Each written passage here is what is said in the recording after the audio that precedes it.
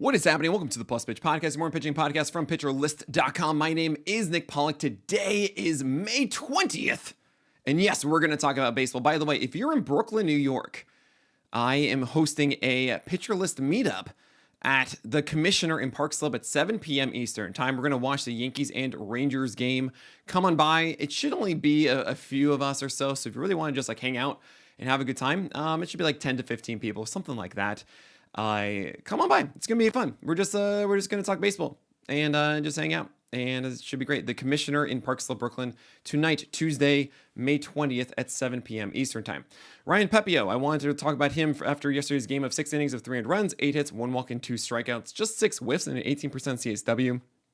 And here's the thing about him: Ryan Pepio just looked hittable, and I hate it. He did get a bit singled out with a lot of fastballs allowing hits here. We had a solo shot on a not terrible changeup down and away, but really more outside than down. But just 2 for 38 whiffs without those good locations on those four-seamers. Yeah, that's not really fun Pepio. The changeup and the slider weren't really pristine either. And I'm a little annoyed. I think that Ryan Pepio's stuff is innately just so good. The four-seamer should be cruising upstairs. It has all the things you would want for it. You have the slider that should get whiffs. You have the changeup that was an 80-degree changeup coming up. It's all there. It's just he's acting like a hipster of not having the command and the ability to really work at bats as he wants to. And I've been very much in on the stuff with a floor that is not nearly as bad as other hipsters. Hey, you can do some pitchers stifling the entire roster.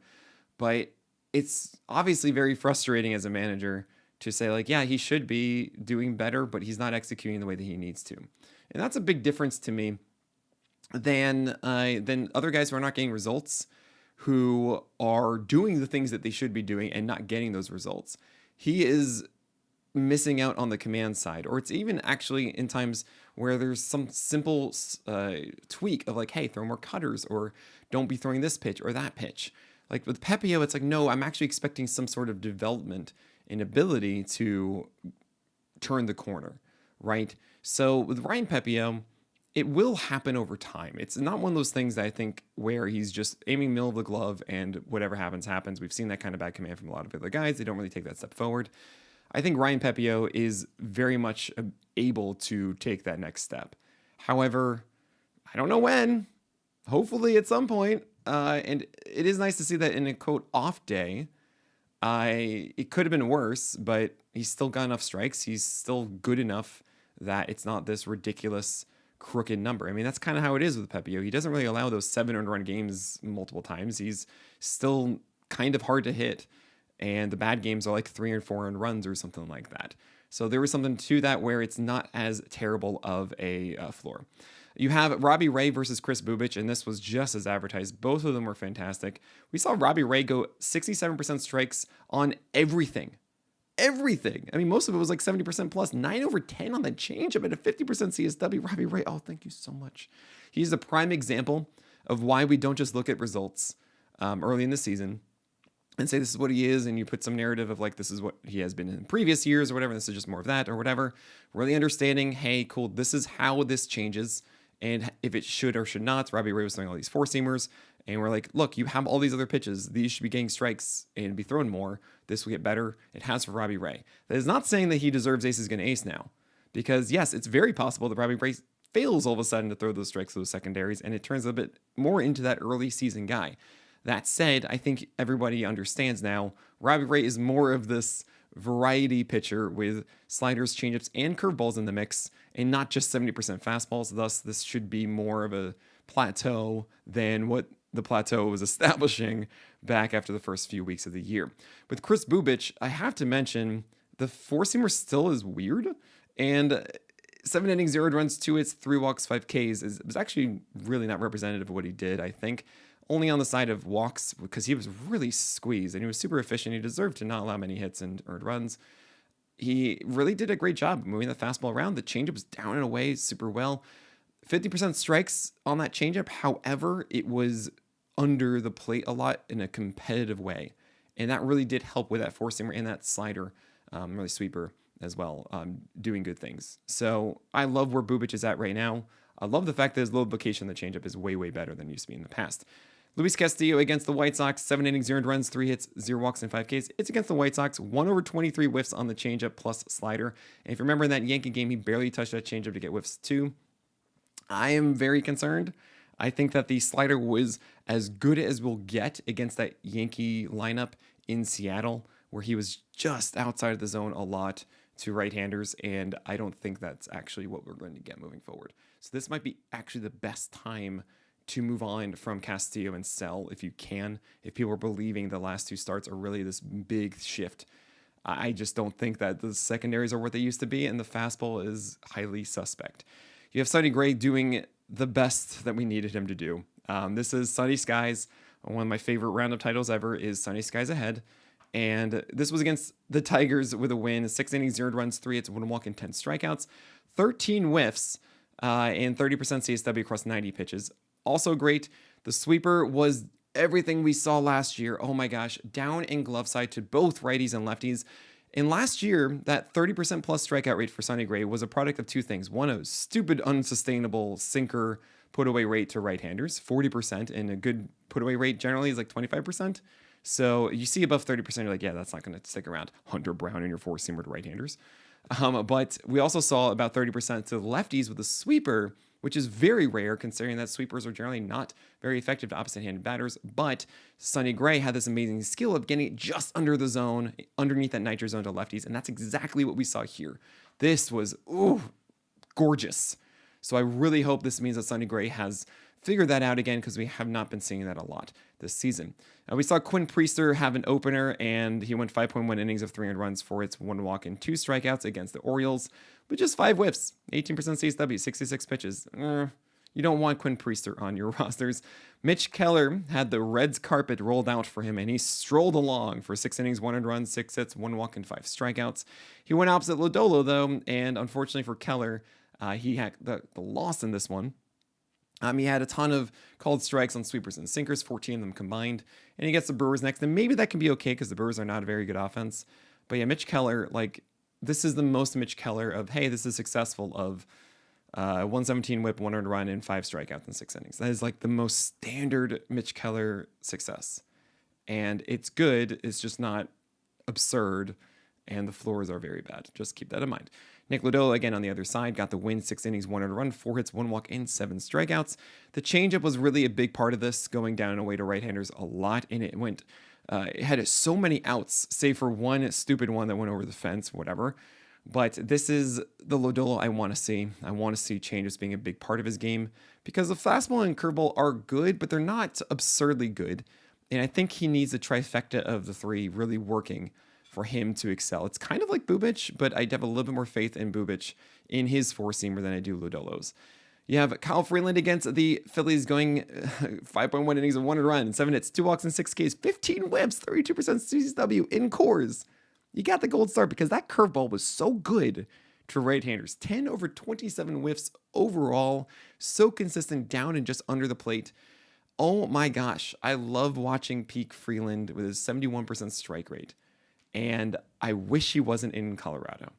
I think about this a lot. There are so many starting pitchers who get trapped in Colorado or bad team contexts who could have been so much better if they were just removed from there. And I just feel for Kyle Freeland this way. But I'm sure he's happy. He has his contract and he's playing baseball and all that kind of stuff and whatever.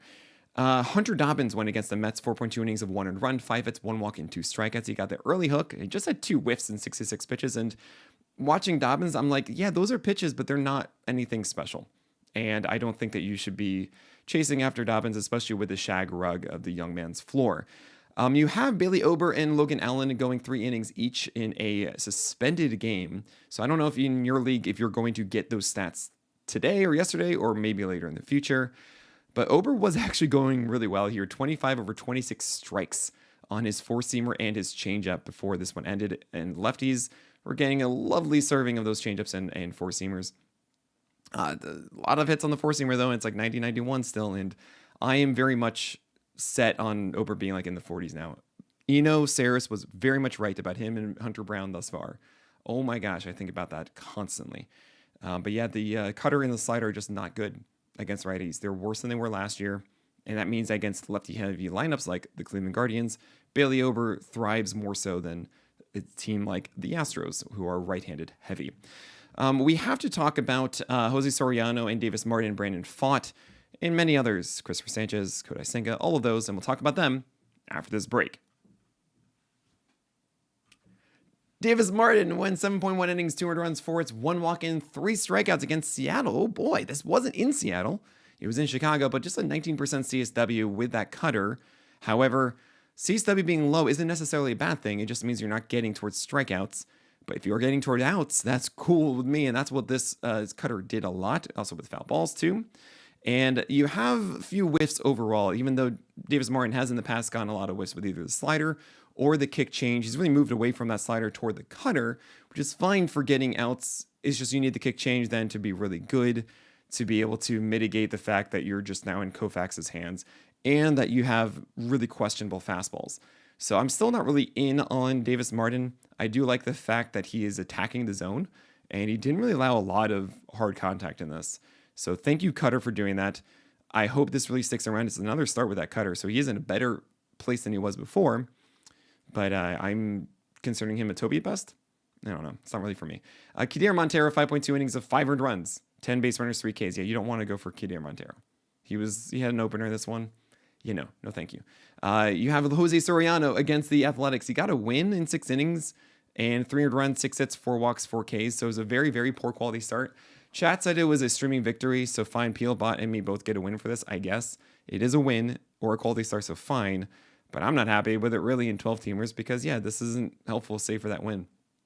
And what he does is he throws these sinkers that are not really well spotted, but they're hard enough and they generally get some outs. And then a CSW darling curveball, cool. But I really want to see that development, that slider against righties. I feel like he won't be anything special until then. And it's a little too chaotic for me to chase constantly. So I find myself calling him a Toby and trying to avoid it, maybe chasing streamers instead.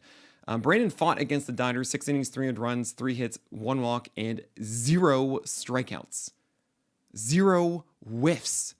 I had to double check. He didn't earn a single whiff, Brandon Pfaadt, against the Dodgers in 95 pitches. Unbelievable. Unbelievable. He got the win. How am I supposed to butter my bread with this? Wow. Not a single ball in play earned a hit. So he had a no-hitter? No, he allowed 3 solo shots.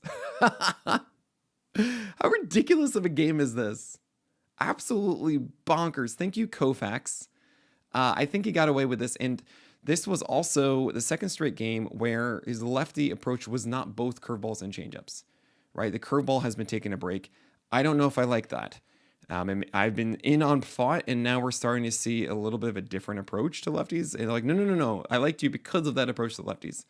So he gets the Cards and Natty Light, that is the Nationals, after. That's awesome. I really think that Brandon Pfaadt should be soaring in those two, so I'm just going to ignore this for now. Christopher Sanchez, 300 runs in Coors. Fine. Coors is getting tougher and tougher for 2 reasons. One, the Rockies lineup is more used to Coors now. So the beginning of the year, generally in April, I think this is the thing. Someone give me the data for it, please. But my theory is that Rockies hitters are not as good in Coors early on because they're thrown off by the change of ball movement still. They're getting used to it. And then by May and June, they're getting more used to it. Also, weather implications in Colorado. The warmer it gets, the ball goes out farther. So Colorado, now Coors is starting to become that, hey, maybe you want to be a little bit careful, even though it's such a bad lineup. 300 runs here in 6 innings, 5 hits, 0 walks, and 7 Ks for Christopher Sanchez. I do want to mention that he got so unfortunate with his runs. Okay, he allowed a solo shot on a terrible slider. It was a terrible slider, but then he allowed a double and a single for the second run, and then a double and a double, I believe it was, if I remember correctly, for the third. And it was the most efficient use of all of your hits. All of them contributed to runs. No walks. Come on, man. 95 plus on the sinker, which isn't 94.5, which is good. We wanted to see more of that 96, 97 that we saw earlier on, really 96. But we haven't really seen that since the forearm scare, so fine. And the changeup did get those whiffs, so that's really cool. That's really the thing that matters the most to me. Tons of changeup whiffs means everything is all right. We have Kodai Senga against the Red Sox. 6 innings, 300 runs, 5 hits, 3 walks, in 5 Ks. He had a tough early part of the game, and then he settled down, and that's fine. I do like the fact that he has 25% of his pitches being sweepers, sliders, and sinkers that are very complementary to the 3-pitch mix of cutters, four-seamers, and forkballs. So he's not just that trio, which is, I think, very much in rhythm and good right now. And so he's playing the classics and everything. Then he has like those little interesting ones that every so often has a good moment. That is your Kodai Senga. He's not the top 20 guy that he was in the past because that four-seamer isn't as effective as it used to be. But I like this version. I think he's going to be like a Holly of like a 23, 24% strikeout rate. I think that Senga's just going to be generally good, and that's pretty awesome to see. Colton Gordon against the Rays. You might not know who he is. He's an Astros southpaw who is kind of boring. It's his second start in the majors. 10 over 30 called strikes on his 91-mile-per-hour four-seamer is not something that's going to be replicated, nor is the 57% CSW on his curveball as he just kind of flip it in the zone here and there. 7 strikeouts is not something sustainable. It's just, don't do it. 2 first names, Colton Gordon, no thank you.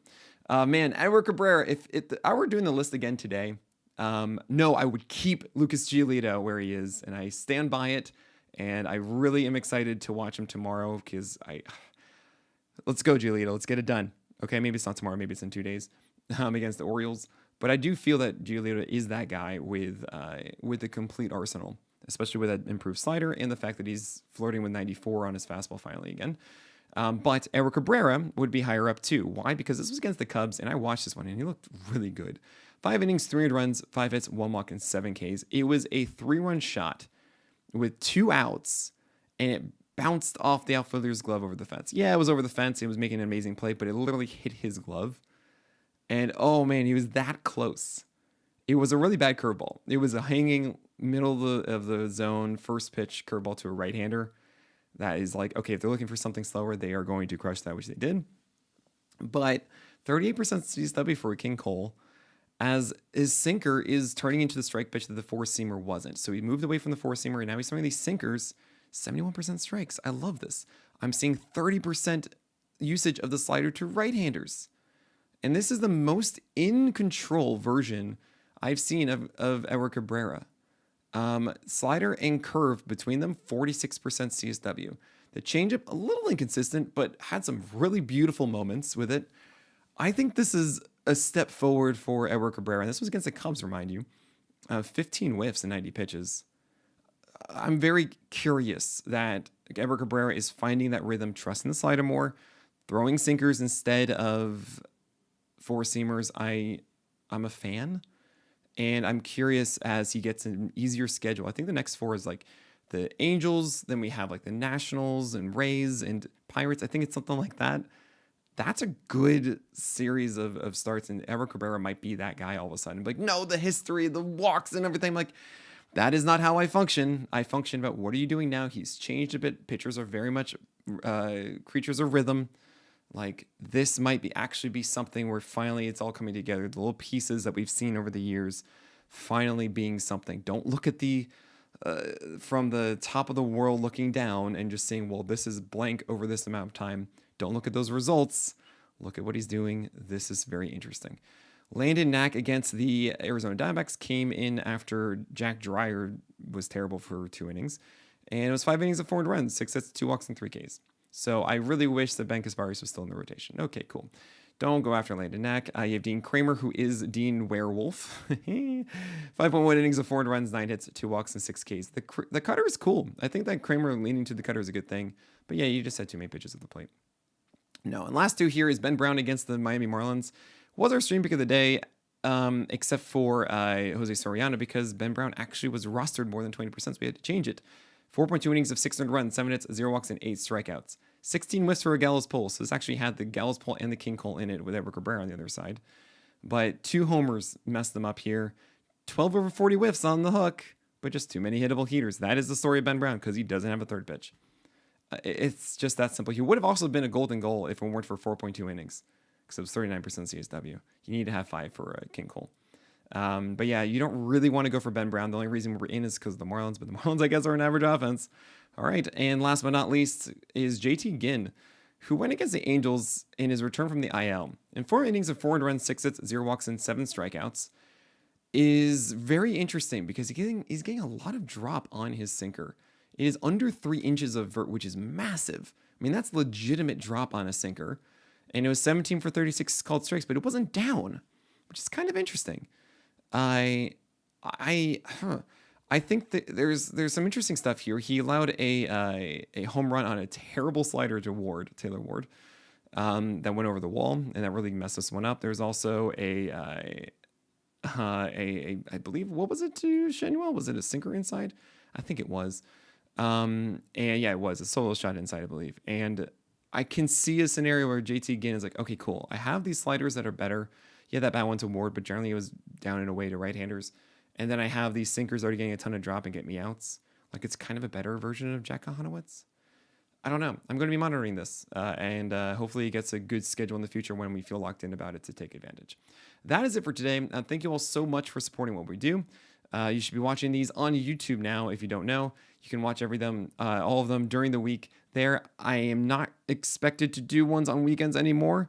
That was more early in the season. I will try if I have time, but do not expect these Plus Pitch podcasts on the weekends moving forward. Those will be exceptions, not the rule. But that is it for today. So thank you all so much for listening. My name is Nick Pollack, and may your BABIPs be low and your strikeouts high.